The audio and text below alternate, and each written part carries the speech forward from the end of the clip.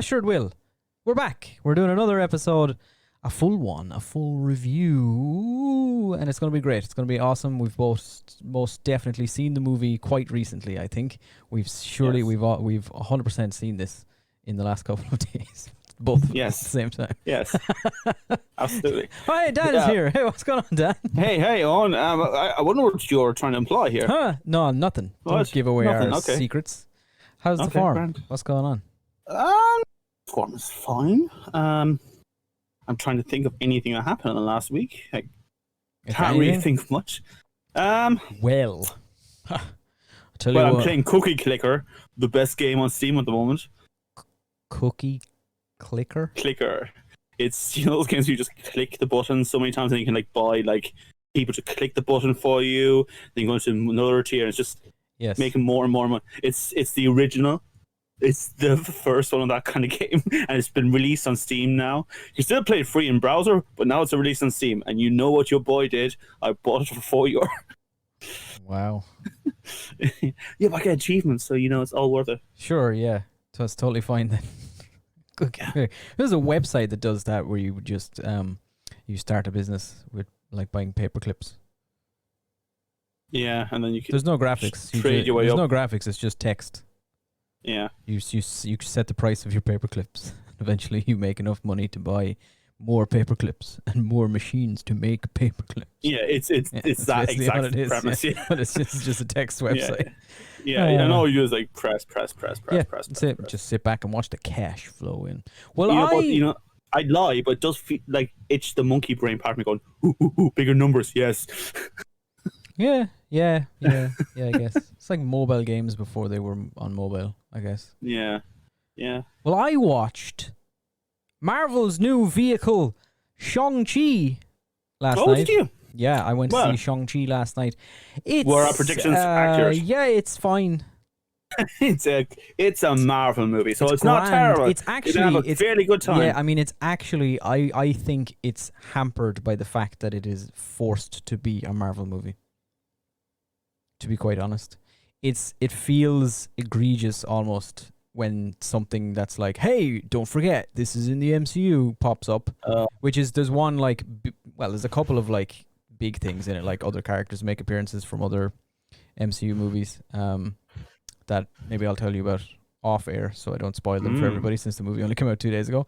But they're I don't know. It's fine. There's some good stuff in it. There's some not good stuff in it. I disagree completely with all people who are like, oh my God, can't believe Disney have invented martial arts movies or whatever the fuck people are saying. I don't know. That's just not true. It's fine. I mean, from the trailer, that did look like the good parts of the movie. Yeah, and there's pieces of it. There's a couple of scenes where you're like, okay, yeah, it's good fight choreography. There's a lot of other scenes where you can't tell what's happening because it's fucking Marvel and there's 600 cuts and it's just blah, blah, blah, blah. And there's hey, also we're going to interrupt this. We interrupt this serious message to bring you this joke about a chicken pig with no head or whatever the fuck. That's a thing in Shang-Chi. Well, I'm looking forward to watching that. Yeah, I mean, it's fine. It's not, it's grand. It's a fine old movie. Yeah. Speaking of fine old movies, this week on Sure It'll Be Grand, we're doing a movie that I picked because it's a movie that I think is actually... Okay, I'm going to say it. This came up before when we talked about The Mummy. I mentioned this as... This is one of those big, fun adventure movies that we just don't really get much of anymore. And this is still a great movie. Mind you, we still catch a lot of the Pirates of the Caribbean movies. Yeah, I suppose. But we get this is Pirates of the Caribbean, all right? And I'm saying Pirates of the Caribbean, I'm not saying Pirates of the Caribbean, The Curse of the Black Pearl every fucking single time I have to say it. And also because, hey, maybe we'll talk about the sequels because I don't think we're going to come back and do 6 episodes about all the Pirates of the Caribbean sequels. So I'm not even doing one. What? Yeah, Pirates of the Caribbean. So let's tell you guys a little bit. I'm going to be probably brief here because I'm pretty sure everybody knows what the fuck Pirates of the Caribbean is, okay? Yeah, so what? You almost don't have to watch it to know what's going on. All right. Okay, it's a pretty big deal. It's a movie about pirates and they're in the Caribbean and there's a curse. And they're having a great time just chilling out. Just a jolly old swashbuckling time, all right? This movie is directed by a man named Gore Verbinski, okay? And his filmography, to give you little things, prior to this, The Curse of the Black Pearl, the first Pirates movie, he did The Ring. So 2002's The Ring, the remake of the Japanese horror movie. And before that, he did a movie called The Mexican, starring Brad Pitt. Is Brad Pitt Mexican? No. The Mexican in the title refers to a gun in the movie called The Mexican, apparently. I looked this up because I thought, is this a Last Samurai type situation? Yeah. The Last Mexican. The Last Mexican. Played by Brad Pitt. Yeah. The Texan army just coming in trying to get rid of Mexico, and then he's just there in a big Mexican stereotypical hat. Brad Pitt in a massive sombrero. That's the whole movie. Yeah, a taco truck just I'm buying, and the guy who's been like teaching, beautiful. You got it, Brad. Bradley Pitts. So he did those, and then he got this somehow. Right now, he did a bunch of like music videos beforehand as well, which seem to be like a lot of times when we do movies from the early 2000s. I'm like, what did this guy do before? And it's music videos. So I guess that was their route to film stardom prior. Which I guess some people still do it. But what's interesting is he did Pirates of the Caribbean, Curse of the Black Pearl, and then the following year, he did a music video. He directed a music video for some band called The Crystal Method, who I think the guitars from Limp Bizkit has something to do with them. But then he did those. Very much a Michael Jordan story there, isn't it? Oh yeah, he was amazing as a music video artist, and then had to come back. Hey, you know, I just want to make a movie, and then he was like, no, you know what stood up my heart? I'm not a baseball player. Where's that Space Jam movie? Maybe that's what the new one is about. I haven't seen it yet. Who knows? Probably not. Then he did. So he also directed the next, like, Pirates 2 and 3, Pirates of the Caribbean, Dead Man's Chest, and At World's End. And then he did Rango, which, interesting to me, I discovered just today in researching this. Rango won the Oscar for Best Animated Feature that year. Did, yeah. Yeah, I didn't know that. That seems weird. Seems crazy to me. I've seen Rango. It's the only thing I know about the movie, to be honest. Yeah, that's crazy. Yeah, so that won it. And then he did The Lone Ranger. Johnny Depp's in that too, isn't he? Yeah, a lot of Johnny Depp's going on up until The Lone Ranger, which was a massive failure, and then he went, where's Johnny Depp now, I wonder? Maybe I won't do a movie with Johnny Depp anymore. And he did The Secret Life of Walter Mitty. Good movie, I like that movie. Yeah, and then he did a movie called A Cure for Wellness in 2016, which I know it, but I can't tell you anything about it right now. Should we do the stupid thing everyone knows? Hey, Cosy, where did they come up with the idea of Pirates of the Caribbean? Oh, we'll get there. All right, we'll get there. Okay. Just seems to be zooming by already. No, we'll get there. All right. So the cast of Pirates of the Caribbean: Johnny Depp, Orlando Bloom, Keira Knightley, Jeffrey Rush. There you go. There's your cast. 4 of them. Yeah. All big household names right now. At the time of Pirates of the Caribbean, none of them were. Well, Orlando Bloom was definitely a rising star. Yes, but he wasn't Orlando Bloom really at the time. All right. Well, it's interesting that you say that though, because the first teaser trailer for Pirates of the Caribbean was attached to The Lord of the Rings: The Two Towers because Orlando Bloom is in both movies, so they were like, "Oh, maybe people like The Lord of the Rings. Let's hey, you know that character that barely talks in these movies? Yeah, he's in this too. Let's get a bit of that Orlando Bloom money." Also, Keira Knightley was only 18 when the first Pirates of the Caribbean movie came out, which I thought was joking. Yeah, I think that was wild to me. It's a bit, crazy, right? She looks older than 18 in it. Yeah. Pirates of the Caribbean, written by Ted Elliott and Terry Rossio. Probably, who have done a lot of movies that we know as well. They wrote 1992's Aladdin for Disney. They wrote The Mask of Zorro. They wrote the story for Roland Emmerich's Godzilla. They wrote Small Soldiers, The Road to El Dorado, Shrek, Treasure Planet, Pirates of the Caribbean 1, 2, and 3, National Treasure 1 and 2, The Lone Ranger, and then Jake and the Neverland Pirates, my personal favorite. Yeah, so lots of movies that we know from those two guys. There was other writers attached to this movie, but there's like shitloads of them, and I don't know, maybe I'll talk about it later. I don't really definitely like a treasure trove of movies of our childhood there. Treasure trove, because pirates and stuff. Yeah, that was nice. All right, let's do what the hell is going on here. What the hell is going on? So what the hell is going on in the Pirates of the Caribbean? Oh, that's the theme tune, by the way. That's the theme song. Speaking of the theme song, no, we'll get to the theme song later. Pirates of the Caribbean. So essentially, real quick, the plot, because people have seen it. I'm not going to spend this whole thing talking about the plot of Pirates of the Caribbean. Pirates is essentially, there's a ship called the Black Pearl, and it's cursed. And Johnny Depp is a pirate named Jack Sparrow who used to be the captain of the Black Pearl, but he's not anymore, and he wants he was infamous, but then he was turned out to be a bit shit as well. He wants his ship back, and he's trying to get a new ship so he can find his old ship and get his ship back, but then he ends up in prison, and then he meets William Turner, played by Orlando Bloom, who's in love with Keira Knightley. Awesome sword fight. Fantastic sword fight. Jesus. Who's in love with Keira Knightley's Elizabeth Swann, who's a rich daughter, son of British person, man. I don't know what his name is. Just call him British person, man. You could just have British person. Everyone back then was rich then. Yeah. And it turns out that William Turner is the secret to breaking the curse on the Black Pearl, because his dad was like the last guy who took some Aztec gold from a chest somewhere or some shit. And a whole lot of shenanigans ensue, and Jack Sparrow is there and everybody loved him. That's essentially the plot of Pirates of the Caribbean. All right, things happen. I will say, in this time, this is maybe the 5th time I have seen the Pirates of this one. A couple of years ago, for some unknown reason, I woke up one morning with an unnatural urge to watch all of them, and I sat down. And really weird. I think in one day I was off work and I spent the whole day. I watched all of them in a row. I sat there. I ate popcorn. You must have been able to differentiate anything. Yeah, I ate popcorn. I took I took breaks. I needed ecstasy. Hang on. I needed to finish that sentence. Hang on. I took breaks. I went to the supermarket to buy more supplies, and I just ate junk food and watched Pirates of the Caribbean. These movies are very much some people like Harry Potter movies, aren't they? They're a family thing, a childhood thing. Yeah. I mean, to be fair, the first one, this came out when I was 11. It's 2003. It's not like it's a lot. It's a good while ago now at this stage, I suppose. It's like it is, I suppose. It still feels like it's in my head. It still feels like it came out when I was 18, 20. It really could have, because it's not a movie that's aged really. You can't you don't watch it and think, oh, this came out in 2003.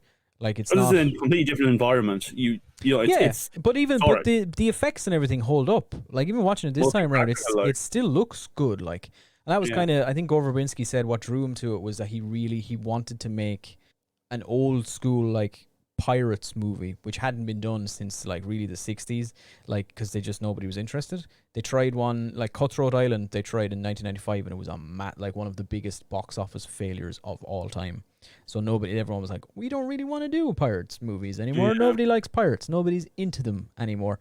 And he was like, yeah, but what if I make them like the old ones, but we mix in some modern techniques and stuff, and and it turned out like this. It's pretty good. I know people have seen it a bunch, but it's not part of this movie really. But the Davy Jones with the tentacle effect and all that kind of stuff. Yeah. Mm-hmm. There's shots of it pre-CG and after CG, and it's amazing what they were able to do. But I like that they did it still on screen with the actress in the place, rather than just add 3D models into it. Yeah, purely. They did that. Kind of all started in the first one, in which it's interesting. So the big CGI piece, I suppose, the big showy offy bit in this one, The Curse of the Black Pearl, is the crew of the Black Pearl turning from real people to skeletons. In mid shot, they're turning back and forth, they run into, they're fighting under moonlight, and they keep turning back from skeletons and stuff. And they shot it. They had to shoot. The actors involved had to do it 4 different ways for them to get this right. They did it once, just them, the actual shot that we see recorded on screen, and they did it. Then they did it on a stage so that ILM, who did the effects for all of these movies, had a reference to build the CG skeletons off of. Then they did another shot of just the scene that the actors were in, but empty, so the ILM could put the skeletons in. And then the actors went to ILM and did motion capture for the skeletons as well. So they did it 4 different ways to get this shot. Do you know what's so terrifying though? With neural nets and learned behaviors in computing, soon enough it'll be one of those things where you don't have to do any of that. You just tell the computer, look, we want to have them replaced by these models and these shadows. Do it, and it'll figure it out. That's not that far away. It's 5-10 years away. You reckon? Yeah. Don't tell ILM. Okay. No, they're probably they're probably the ones building that machine. They're probably investing in it, exactly. They probably created that. I'd imagine. I mean, the deepfakes apps, like I know it's not the same thing, but that has advanced dramatically in the last 2-3 years. Oh yeah, big time. You know, and even anyone has a phone now, and they can do like you were saying about Ted Lasso, the guy from it, who like said his face looked like CGI, and there's people actually thinking, yeah, this is CGI head, and then he did the whole because it is it is a CGI head. I agree with him. By the way, watch Ted Lasso, the whole thing so far, loved it. Yeah, fantastic TV show. Should watch it. It's great. Yeah, it's a really, really good show. 600 effects shots in Pirates of the Caribbean: The Curse of the Black Pearl. 250 of those shots were because they had to CG real sailboats out of the background of ocean shots. I thought you were going to say they had to make Johnny Depp look real for a second. For some reason, my brain was like, make Johnny Depp look like a human. Don't know, like my asshole brain. Yeah. No, but interestingly, they did a lot of like makeup and stuff for all of the characters. I suppose the most famous one is Keira Knightley, who I think she said a bunch of times on a bunch of different talk shows that they had to use makeup and padding and stuff to fill her corset because she had nothing down there, so they had to make it look like she had something. Oh, I remember that. Yeah, they did loads of amazing stuff like makeup. She was even saying they did a bunch of makeup on her cleavage, like contouring and stuff to make it look like she had something. But otherwise they did a bunch of stuff. I think like all of the actors are wearing, every single actor in this movie is wearing contact lenses to give their eyes a certain look. Johnny Depp's contact lenses acted as sunglasses. Yep. Sorry? Johnny Say that again? Johnny Depp is wearing sunglasses in every single scene in this movie.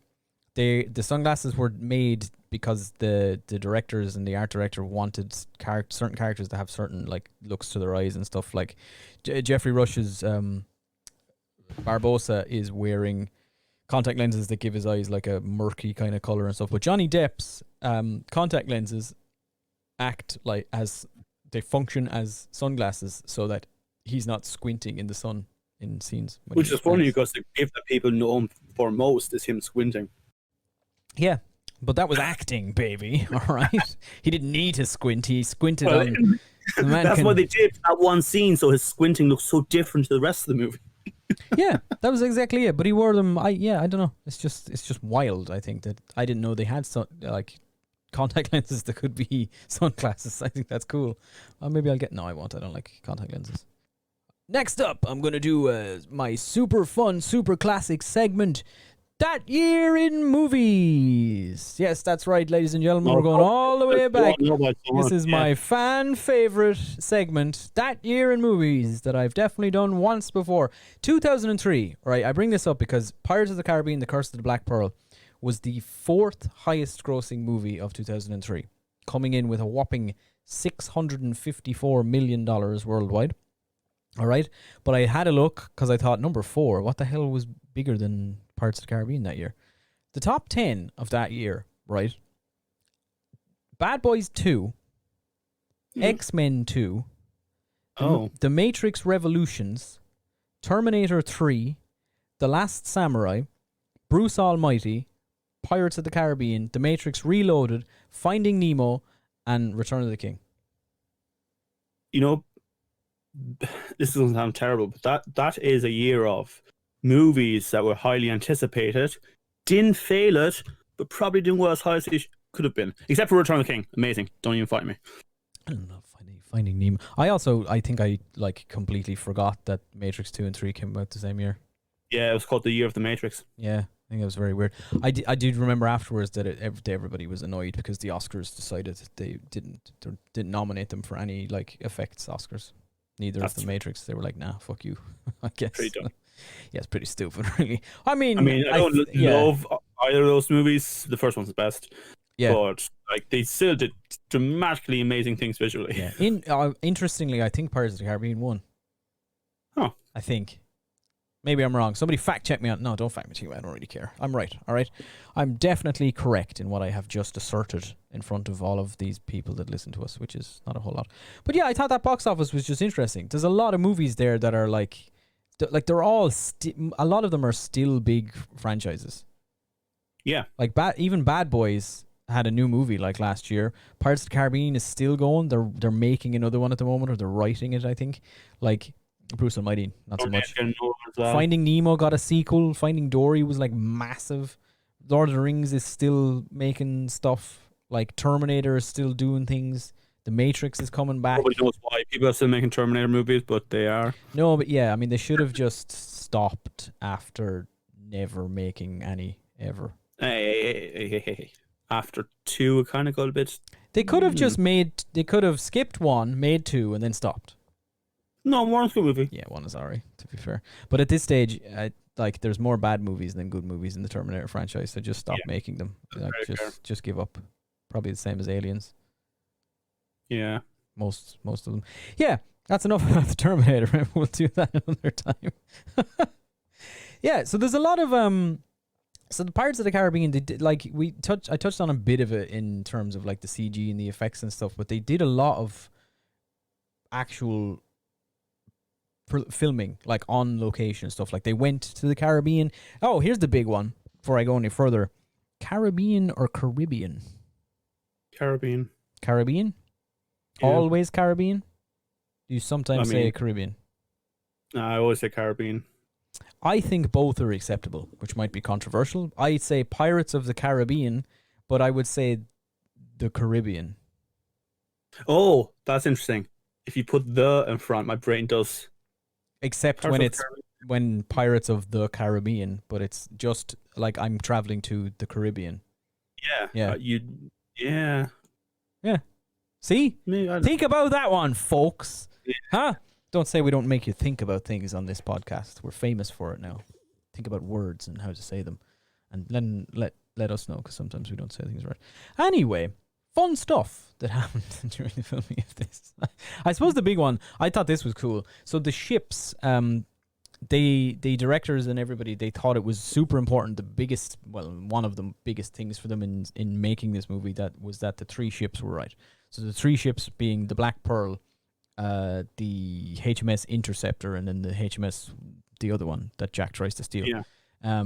So they built them. They built 3 Black Pearls. Okay. So what they did was they went to an island in the Caribbean, and they like rented a beach, the quietest beach they could find. Then they built an entire dock on it with a backlot for filming scenes, and then they also built. It took them 5 months. They built the cave where the Aztec treasure is at the end, and Barbossa and Jack have their big fight. They built the whole cave, and they filled it with like 8,000 Aztec coins. They're not actual, probably. I wonder, maybe they were. I don't know. There's a lot of money in this.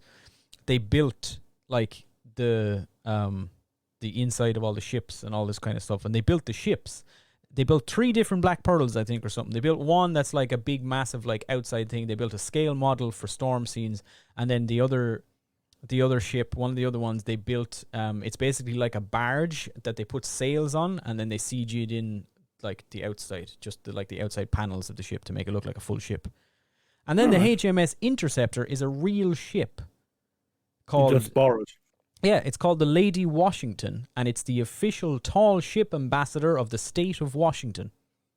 Huh. Yeah, that's a thing, apparently, that the state of Washington has. And but we know that, because if you go down to Waterford once a year, they have the tall ships thing going on. They have but I mean, I didn't know every state in America had like an official tall ship ambassador. I imagine the inland ones probably don't. I'd say Montana definitely thinks they're like, yeah, we have. There's like 3 people in Montana, man. Yeah, and all 3 of them don't like being left out of things. Okay. which is a strange place to find yourself in Montana if you don't like being left out of things, because there's nothing fucking to do, man. Anyway, I've never been to Montana. Who knows? But the Lady Washington has also featured in Star Trek Generations. Yeah, another one. Yep, it's in that. Apparently, it's the same. That's the same ship that plays the I say play like the ship is acting a part or something, but it's the same ship. It's been in a bunch of other things. It's been hey, and it's been in a bunch of other things. Most notably, I suppose, for the 2 of us, it was the reference from which they drew the RLS Legacy in Treasure Planet. Huh. Yeah. There you go. Okay. It's in other things too. It was in the TV show Once Upon a Time. They used it as Captain Hook's ship. And Yeah.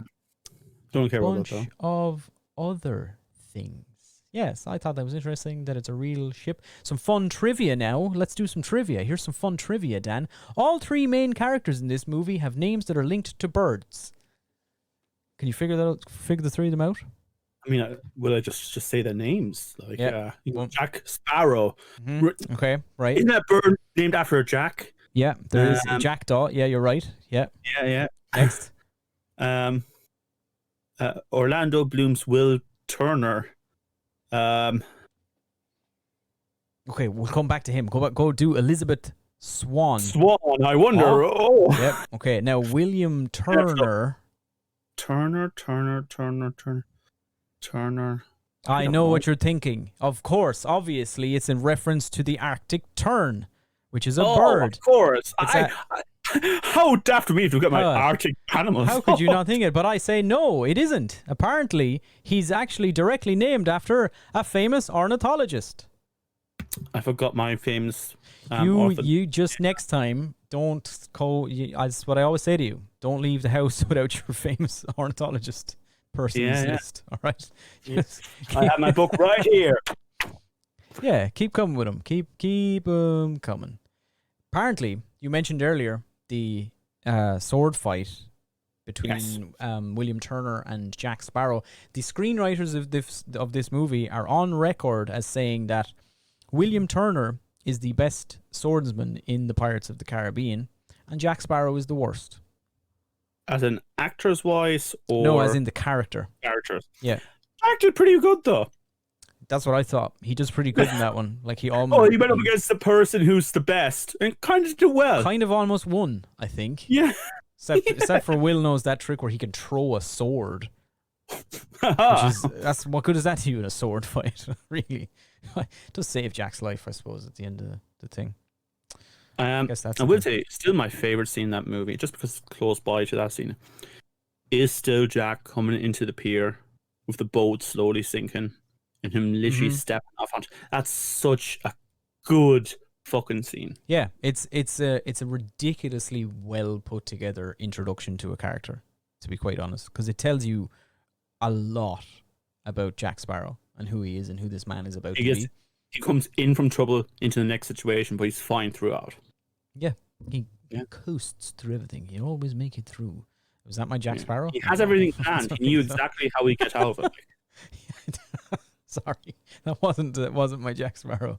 Oh, mate. I don't know what that was. But there's a scene in this first movie where Orlando Bloom impersonates Jack Sparrow. Like Will like mocks Jack Sparrow and takes him off. That was apparently just Orlando Bloom just did that, and they were like, "Oh, that's funny. Let's just do this." I often feel like I should mock Johnny Depp as well, but you know. Yeah, look, maybe I should have mentioned this at the top. I'm not talking about it. All right, I'm not here to talk about all the fucking Johnny Depp stuff. Okay, I'm just not doing. We only do have my movies, right? Well, your movies. Okay, do you want to talk about it? You want to talk about Johnny Depp? I really don't want to talk about it. Okay, all right. Defend him! I was like, oh, shut up. Yeah, fine. Look, speaking of Johnny Depp, though, we might have to talk about Jack Sparrow a little bit, just as a thing, because Johnny Depp was as I mentioned earlier, wasn't people knew him from certain things. All right, he had done Edward Scissorhands and all those fucking shit. He was fairly well known, but indie. They weren't like indie flicks, and Disney kind of took a risk in casting him on this. And I just thought, I was going through. Okay, now I collected these myself and made a list because there's so many names that every fucking time you read something, it's like, also this guy was considered for the role of Jack Sparrow. But couldn't do it because of something and such. So it looks like Johnny Depp was like bottom of the list. Like they were like, fuck, we can't get anybody else. Let's just give it to this guy or something. Okay. So first, I'll do other actors who they tried to cast as Will Turner before Orlando Bloom got the part. Because this is interesting too, and it's a much shorter list. So Jude Law, you can see it. Ewan McGregor, obviously you can see it because him and Jude Law are the same person. Basically, only one is Scottish. Tobey Maguire. No. Weird, right? And Christian Bale. Even weirder, I think. Like, Christian Bale, I don't know. I know he played Batman. I don't like him. Yeah, I don't either, but he always comes off more as a villain. He's definitely more villain. He has a. I just hate his face. I just something about him. I just don't like Christian Bale. No, now really, the big one. Other actors considered for the role of Jack Sparrow. Okay, I don't even know where to start in this. I was going to say I'll start with the smaller ones and move on to the big ones, but they're all just big names. Christopher Walken. Fuck off. No fucking way. No. Yep. No. Yep. What? Mm-hmm. Christopher Walken was considered. Okay. When the writers first started writing this script in the 90s, they wrote the part of Jack Sparrow with Hugh Jackman in mind. And they told Disney when the film got greenlit they wanted Hugh Jackman, and Disney said, nah, he's not a big enough star. This was right. This was off the back of X-Men 1, by the way. This was after, maybe. So he was fairly big. He would have been by the time Pirates of the Caribbean came out. He definitely was. But they were like, nah, he's not a big enough star. Disney also apparently considered Matthew McConaughey for Jack Sparrow. All right. Okay. No, go on. No, you... All right, what? All right. Yeah, there you go. Wrong. I thought that's what you were going to say. No. Yeah. Also, considered at various different points, Steve Martin. It's a very different Jack Sparrow. I think that's a very different. Can't see comedic wise. Yeah, it works. like it's Steve Martin, Bill Murray. No, doesn't work. At one point, Disney thought this was going to be a straight to DVD movie that like they weren't going to bother putting a lot of money into it, and they wanted Carrey Elwes. He's the guy from The Princess Bride. Oh, maybe, might work. Person, yeah, he's the Dread Pirate Roberts. Why not throw him as a pirate? Yeah. Who gives a shit? And oh shit, I just spoiled The Princess Bride. Oh no. Whatever. It's a great movie, by the way. Watch The Princess Bride. Right. Also considered then Robin Williams. Yeah, that could work. Yeah, that would you make it itself, but yeah, of course Robin Williams can do it. He Yeah, could have done it. And then the two big ones who like these guys were Don't say Will offered. Smith, I'll No. punch you. These guys were offered. These two were actually offered the part. First being Jim Carrey. Yeah, that would You work. can see it, would right? work. Why didn't Jim Carrey do it? Because he was doing the making photograph.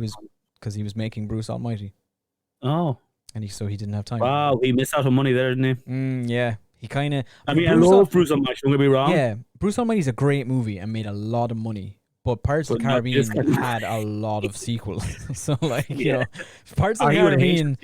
I don't think he'd do it. No, I don't think he would have come back, is the thing. He would have done the first one, and then they would have been like, okay, we want you to make another, like, 2 more back-to-back. And he'd have been like, nah, probably not.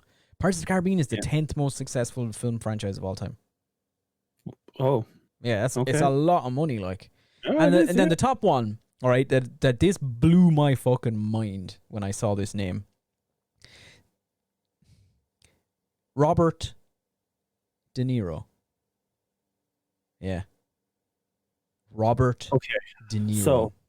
So, look, we know he can do pirate because he was in Stardust. Now, I'm glad you said that because apparently Robert De Niro was offered the role of Jack Sparrow in Pirates of the Caribbean, and he said no on the grounds that nobody likes pirates movies.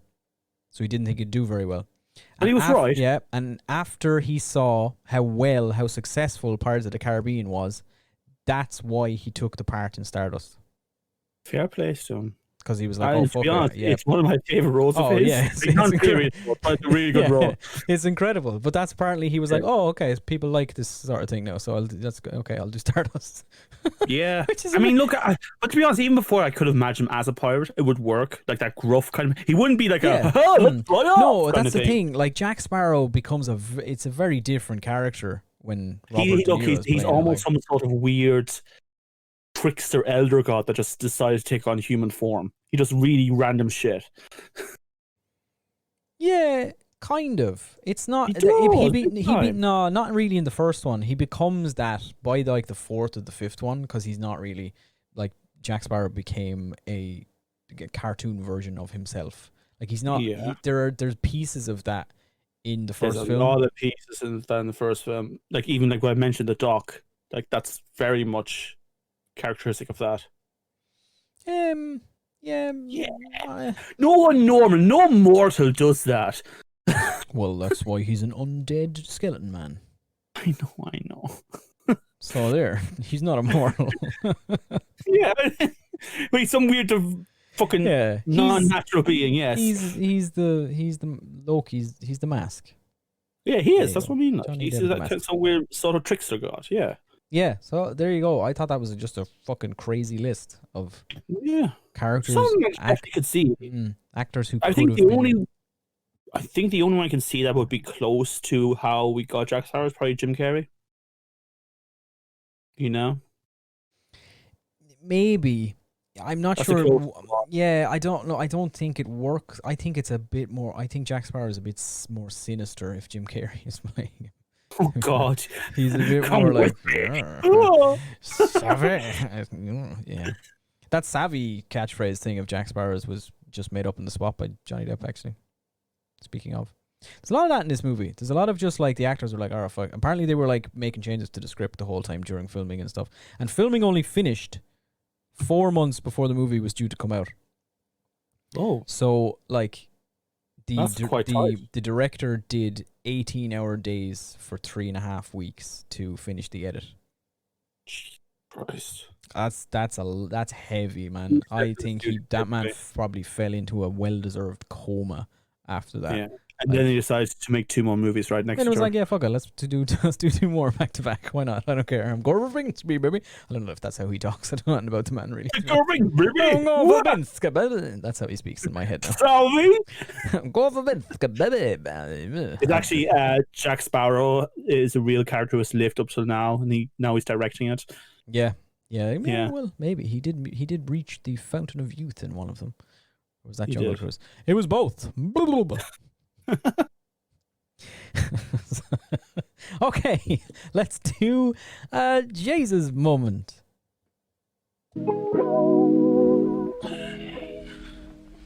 Hey Dan, you have a Jesus moment from the Pirates of the Caribbean: The Curse of the Black Pearl. It kind of goes back to the sword fight, and it's not a Jesus as an okay, that's ridiculous, but more of how he uses the branding iron at one stage to sword fight. And using the environment throughout the fight, because that's a big thing in this movie in general, is that they use the environment in every way to combat the other person. And like that was our first introduction really to this when he's on the run and fighting. So yeah, that's kind of my Jason moment. It's a good scene, and it's like towards right at the start of the movie. It's like 20 something minutes into the movie. It's actually the introduction of Will Turner as a character. That's how we meet him first. Yeah, he walks into this. He's a blacksmith, isn't he? Basically, he's a blacksmith, and his boss is like passed out drunk, and Jack breaks into the forge, I suppose you'd call it, because he's in chains and he needs to find a way to break out of his chains, and he does it by branding a donkey that they use to like turn the wheel to crack his chains for him. Which is cool because like at that stage they use a lot of animals, so that kind of stuff. Like even in like spits and kitchens, they would have like a turner for the meat, and dachshunds, like the little tiny dogs with the long ears, they were bred specifically for that task to turn meat. So I always find it really cool when they do historical things, they show how animals were used then as well. Yeah. Will Turner's first line, I think, in Pirates of the Caribbean, he walks in, he sees his boss passed out drunk, and he says, "You're exactly where I left you." And then he glances to the side and he sees a hammer that Jack was messing with left out, sitting on top of the iron, and he glances at the hammer and says, "You're not where I left you." And that's how he notices that something is amiss and somebody is in the barn. See, is that like an introduction of how clever he is in some way? Yeah, I guess it's supposed to be like, oh, he's like good eye. He's more than just an average blacksmith. He's knows really good at knowing what's in his shop. He knows what's going on, that kind of thing. Yeah, I don't know. It just dawned on me. I think that's the first thing he says. No, I'm lying. It's not. The first thing he says is, we meet him before this. He's talking to fucking Elizabeth Swann, and she says, right. "How many times have I told you to call me Elizabeth?" And he says, just once more, as I say, Miss Swan, or something like that. It's something like that. I don't know. Anyway, never mind. Take back everything I just said. Delete that. Scrap it. Editor, cut that out. Wait, that's me. Shit. Oh well. Jesus moments. I have two, sort of. One is like, Neither of them are really a particular scene in the movie, to be honest. They're just things I thought were fun. Did you know that all of the Pirates of the Caribbean movies have after-credit scenes? I did not. Well, neither did I. I knew one of them did because I've seen it. But apparently all the first four all have after-credit scenes. And did the Pirates of the Caribbean franchise invented Marvel post-credit scenes? Question mark. Posted on YouTube. No. Okay, I'll tell you what they are because I remember some of them. The first one, the one in this one, the Curse of the Black Pearl, the after-credit scene, right at the very end of the credits now, not like a mid-credits thing. Right at the very, very end, it cuts back to the cave where everybody was fighting with all the Aztec coins and stuff, and you see Captain Barbossa's dead body lying on a pile of coins, and the little monkey. That's where I left him. Yep, and the little monkey that's is in the movie, like runs up to the chest of cursed Aztec gold and picks one out of the chest, and then turns into a skeleton and jumps at the camera. So now that's an eternal living monkey. Yeah. See, this is the thing. A lot of these scenes, right? The other ones, God, I'm trying to remember them now. The one in the third one, I think, is just Will Turner. Like, it's like 10 years later, and Will Turner like comes back from, he gets like 1 day on land every 10 years. Yeah. It's like 10 years later he comes back to see his son and Keira Knightley, his wife. And then the one with Penelope Cruz is Penelope Cruz like stranded on an island or some shit, and then a voodoo doll of Jack Sparrow washes up on the beach, and she picks it up and like smiles at the camera, implying that she's going to murder Jack Sparrow someday or something. I don't know. I don't know. It's a weird one. They seem to be just like, oh, here's some fun little scene at the end. Like, they're not supposed to be like we're setting up the next one kind of fucking thing like people think of post-credit scenes anymore. They were just like, let's just throw something in for anybody who's hung around this long, I guess. There you go. I thought that was interesting. I didn't realize for most of them. And number 2 is my... Sorry, I'm laughing already and I shouldn't be. I was searching through the trivia for this movie, and on IMDb, there is a trivia entry that is titled in capital letters. All of this is capitalized. Hidden Mickey.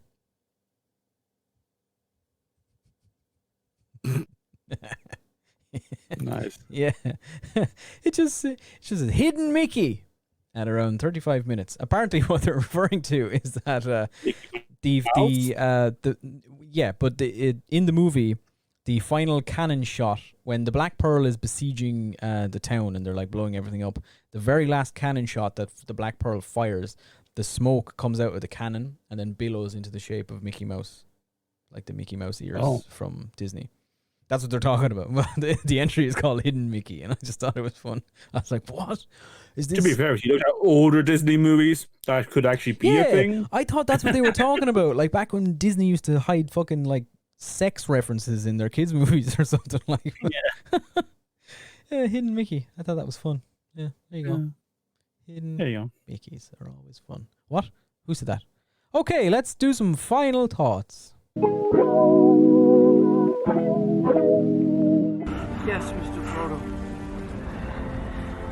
It's over now.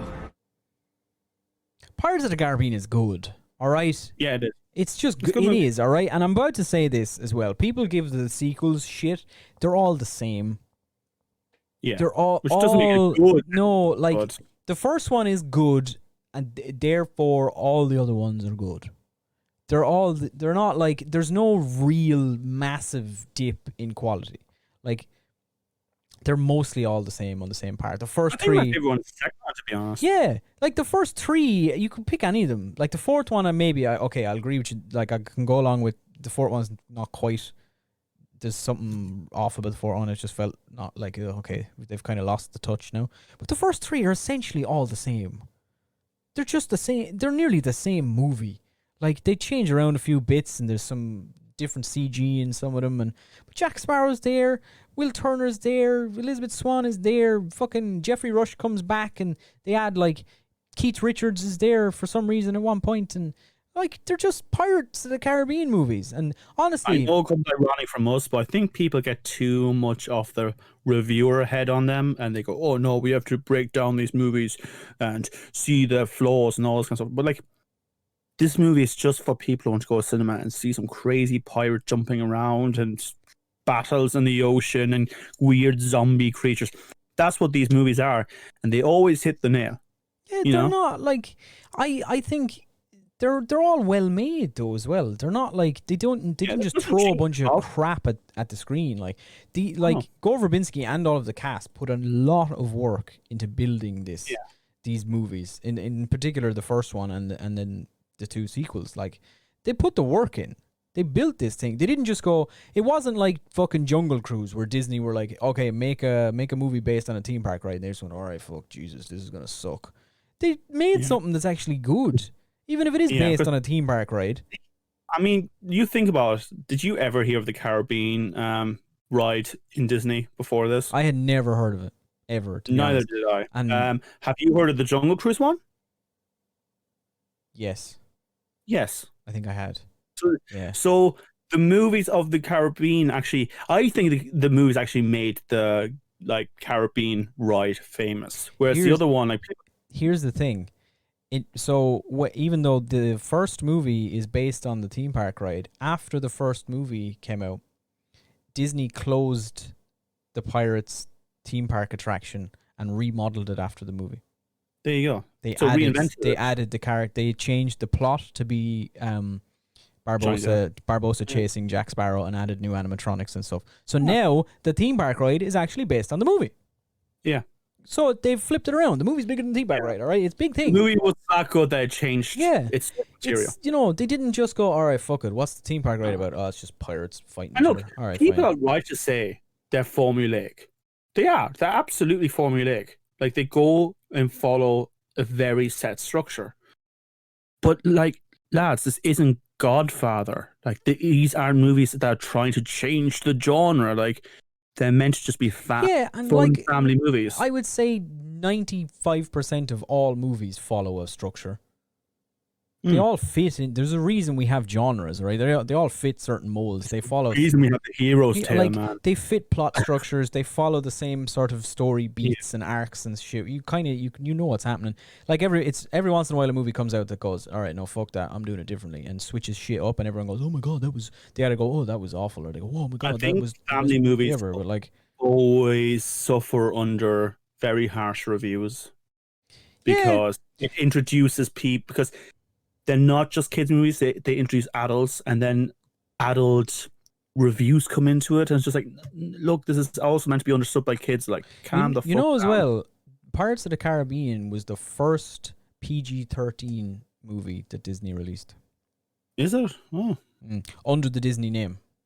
Like, they had done obviously horror movies beforehand. Like other obviously like Disney own other companies like Touchstone and stuff that have done like 18s and R-rated films and stuff. Yeah. But this Pirates of the Caribbean is the first film in history where it was PG-13 and they actually released it under specifically this is a Walt Disney Company movie, and it had the Disney logo at the start and everything.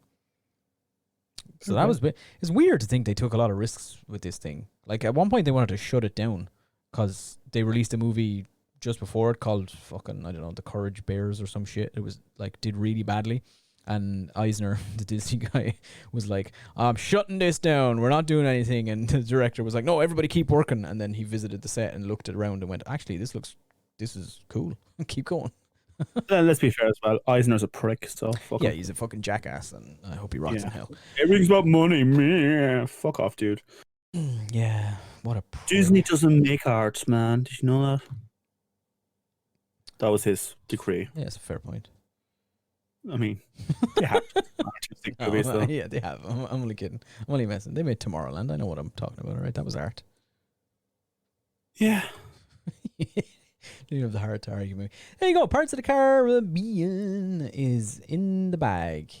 We have we've worked very, very hard to rework our schedule for the upcoming months, thanks to some previous announcements we talked about last week.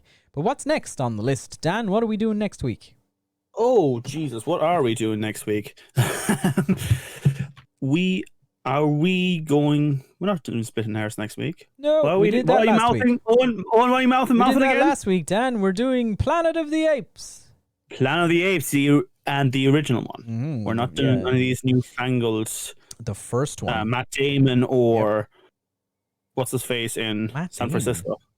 Matt Damon's in the first one, isn't he? Which first one? Like the first one that came, like, of the remakes. No, like James. The very first one. James Franco.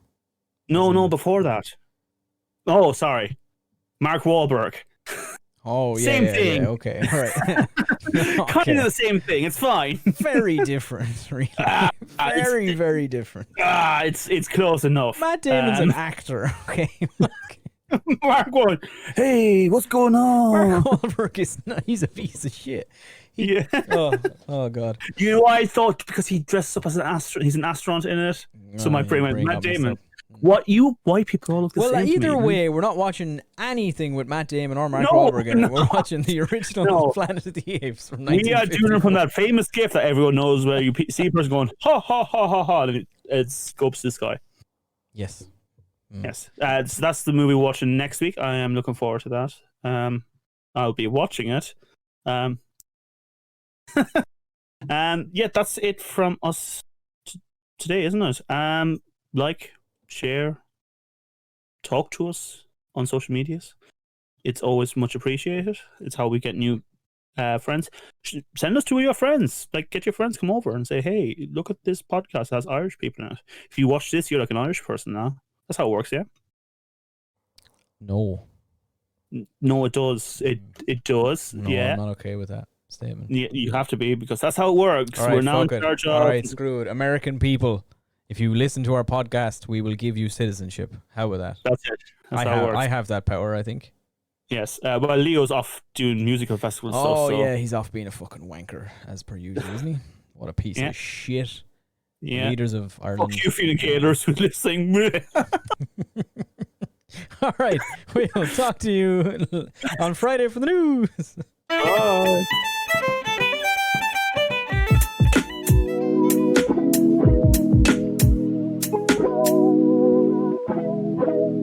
Asher, look. It's a big rent.